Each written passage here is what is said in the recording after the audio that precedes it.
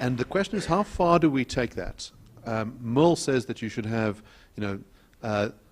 freedom up until the point at which you cause someone harm. So freedom to swing my fist to the edge of your nose and no further. And that could include exercising your freedom in a way that we think of as you've pursued bad things in life. You've led a life focused solely on, let's say, trifling pleasures, as opposed to things that are meaningful. Do you think that people ought to be required to lead virtuous lives? That traditions and what their community thinks of as being important should play a dominant role as opposed to what they personally believe?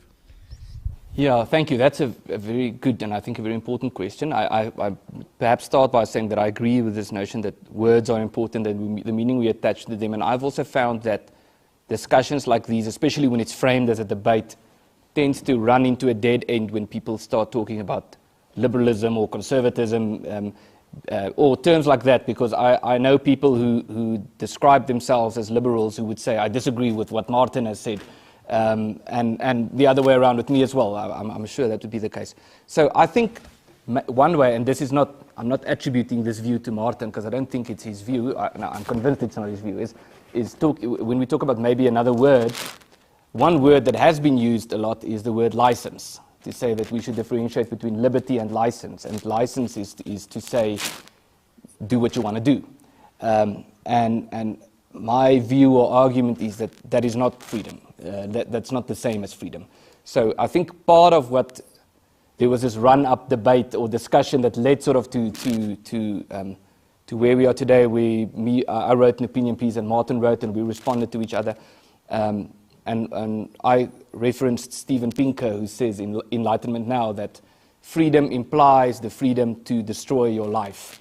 And I don't think that's freedom. I think that's license. It's not freedom. To choose to be a drug addict or to choose to use drugs and eventually become a drug addict sounds more like slavery than it does to me than it does to freedom. So my argument would be that the notion of freedom has to be, by definition, is linked to virtue, to doing good. And now the question that you asked is and that Martin asked also sort of in the run-up is then who decides what is good and what isn't. And I think there's an important point here that to say that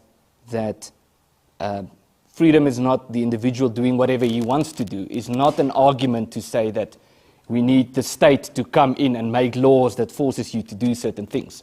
The point is rather, or at least my argument and the point I would want to stress is that there's something good and something natural and healthy in a community engaging among themselves about what constitutes good and having conversations in the context of the community and debates and disagreements, and it can be drawn up to the point where it becomes an abstraction, and that's not what I want to do. But if the question is what is good,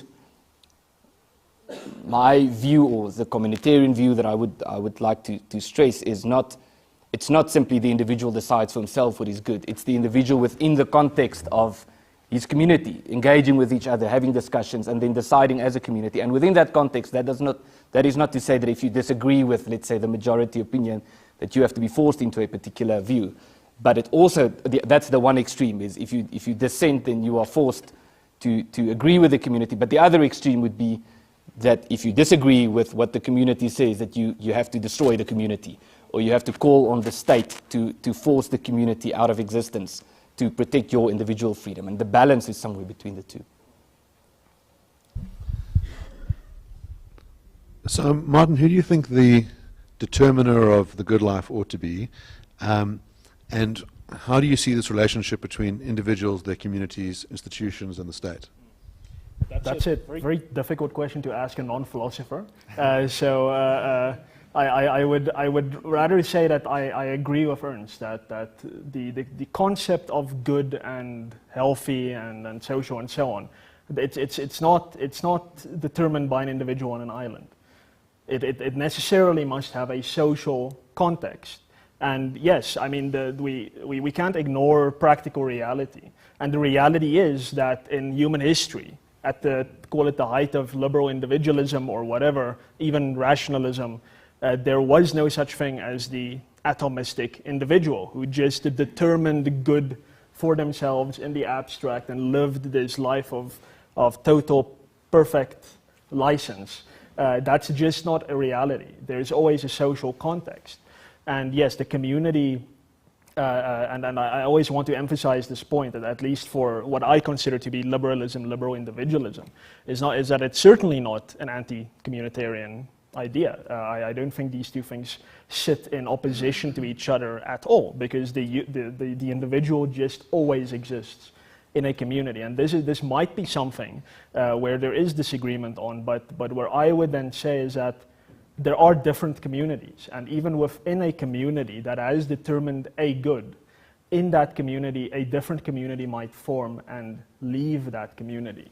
There is no such thing as the Afrikaner community. I would say there are many Afrikaner communities, and I think we might be part of the same one, but Pierre de Vos and Max Dupré might not be part of the same Afrikaner community. And that's fine. They have effectively opted out of the values that I would say Afrikaners generally deem important, what we would consider to be the common good, and that's fine, and they've gone off and they live that life. And that's the same with if you, the most libertine Swedish kind of libertine community somewhere, like a commune of people with no morals. That is a community united around values that I would consider to be totally degenerate and unhealthy, but nonetheless, they are doing so. They have formed a community and they have determined for themselves what the common good is. Now, that is a way of saying that the individual decides what the common good, what the good life is, but the individual always express that within a community that they find for themselves. The hermit kind of is an exception to what we see in society. And they, in any event, do not have an influence on what happens in society. They do not destroy the community. They literally just leave the community and sit apart from it. Now, the thing that Ernst identifies, the extreme of the individual is kind of freedom destroying the community is something like, it's a modern thing that we've seen. This idea that your lived experience must be the total dominant overriding consideration in everything, and it doesn't matter what voluntary institutions stand in the way of that, they must be swept aside. That, I would absolutely agree, is not freedom, because in so doing, you are denying the exact same individual freedom that you are ostensibly claiming for yourself to everyone else. You are not organizing yourself into a community that agrees with you. You are imperialistically imposing your values on people who do not agree with you. And you do that through the power of the state. And that's certainly an extreme, and that is something I think you can call individualism. But I wouldn't say that's something you could call liberal individualism, because in my mind at least, and that what I submit is that liberalism is political humility. It is the idea that, listen, we do not know. Each of us thinks we know what is best, but none of us knows who is actually right, really, objectively. And that is why you must afford others that leeway to self-organize into their own communities, which they simply will do. The atomistic individual will never exist except in a totalitarian hellscape where the state forces people to be atomistic individuals, which is not something that cannot be done, but I've only seen it in fiction so far.